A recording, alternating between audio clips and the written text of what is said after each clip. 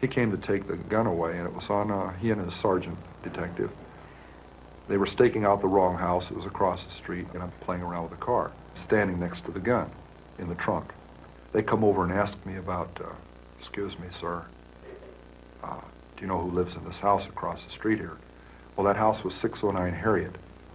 You cross back over to this side into 609 Ord, and they were looking for me and didn't even know that, see what I mean? Bad news. Well, at any rate, we walk into the house to have them ask my mother about this other house, and I'm saying, hey, which 609 are you looking for? And they said, are you Ed Kemper? Yes. And it goes on. And I needed to find out what they were looking for, the murder weapon, the .22 automatic, or the .44 Magnum, and I don't want to advertise that I've got a whole bunch of guns. So I made a comment to divine between the two. And I said, yes, quite a little gun, isn't it? And he retorted, a .44 Magnum, I hope so. And I said, whew, okay, because that loaded .22 was under the front seat and guaranteed me an arrest right on the spot. And .44 was in the trunk. I forgot that. I took them in the house. We went into my bedroom, and the closet door's open, and I have a high-powered rifle with a scope on it. You had some other stuff in the house, too, yes? Yeah. I had the personal effects and identification of the last two co-eds that had been murdered about 2 months before, right next to the guns in the closet, in a box. Could he have seen it? No, but when he arrested me for having all those guns and went through the rest of the closet looking to see if there were any pistols or anything else, he couldn't have helped notice a purse, a book bag, and co-ed ID inside of those belonging to their two latest murder victims. I back up and said, oh, excuse me. I just remembered stuff. And instantly he responds to what I'm saying. My hand moves. Back we go outside, and he's still thinking, boy, this is a really nice and helpful guy here. Some of these people do what you and I do to become better killers. They practice their trade. Didn't Kemper stop himself toward the end of his career?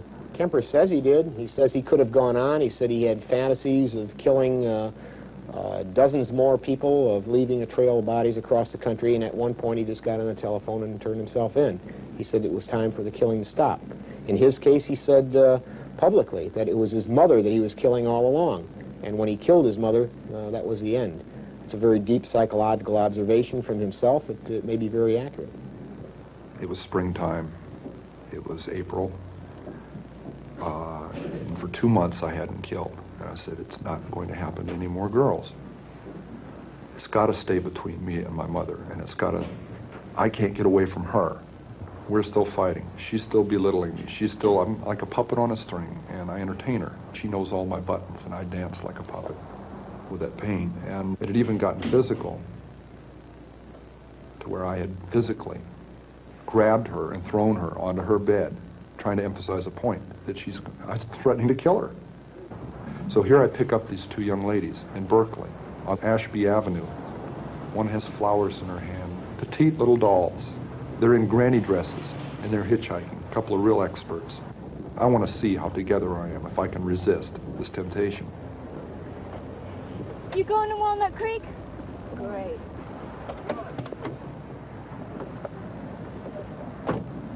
And they get in my car. They want to go one way. I know they need to go the other. If they go the way they're insisting on, we're headed right back out to where the first two co-eds were murdered. And I'm saying to myself, oh my God, all I got to do is relax, and they'll take me to their death.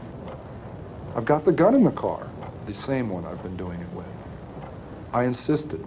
As gently as I could, I took them where they needed to go, to their college.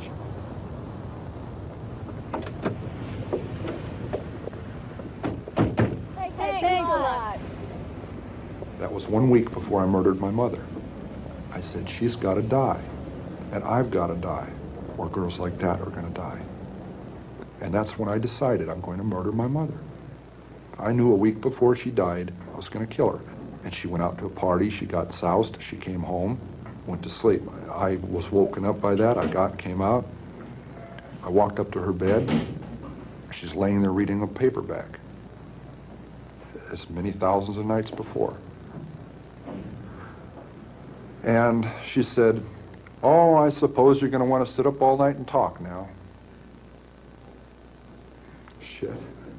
I looked at her, I said, no, said, good night.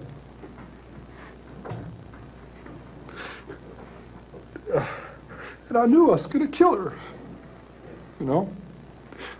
And it's so cold, it's so hard. And that's the first time in 10 years I've looked at it that way. I mean, that intensely, that honestly. It hurts. Because I'm not a lizard, I'm not from under a rock. I came out of her vagina. See? I came out of my mother. And in a rage, I went right back in. For 7 years, she said, I haven't had sex with a man because of you, my murderous son. This is one of our arguments. I cut off her head, and I humiliated her corpse. I said, there, you know? A 6 young woman dead because of the way she raises her son and the way her son is raised, the way he grows up. And what's her closing words? I suppose you want to sit up all night and talk. God, I wish I had. Your grandmother and her daughter-in-law, your mother, were 2 women very important in your life, and you killed them both. Could you say what they were like that led them to the same fate? Same thing that kept them from ever being friends. They were both aggressive, matriarchal women. They'd been the daughters of strong matriarchal women. I still loved my mother, and it's hard for somebody to comprehend that you murder your mother through love. It isn't a rational process. It's a very painful process. It isn't rational, and I've got to still live with that. Why did you wind up giving yourself up? It had to stop. It had to stop. Once my mother was dead, there was almost a cathartic process at that point. I got physically ill right then, when she died, when I murdered her.